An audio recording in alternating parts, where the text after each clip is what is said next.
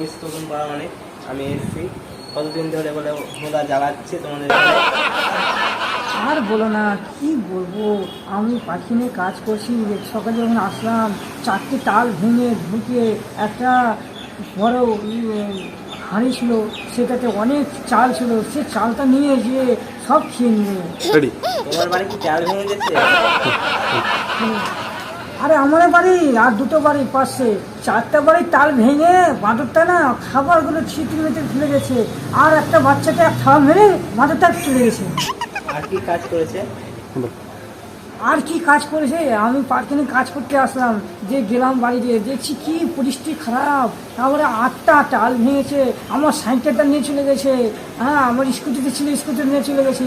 Plus আবার এখানে আসলাম, দুটো বাদর হোলা এসেছিলো, ওই একটা লরিকে চেড়ে ফেলে আর ড্রাইভারটা নিয়েছে ধরে ছেঁচে নিয়ে যাচ্ছে। হোলাটা ওজন কত ছিল? হোলাটা ওজন ছিল 775 কিলো 25 পয়সা ওজন। বলবো আচ্ছা, হোলাটাকে মেয়ে ছিল না ছেলে ছিল?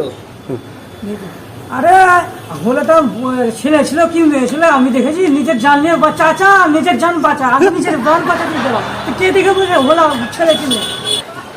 শেষে কি করলেন? বললাম শেষ করলাম, আরে হোলা ছিল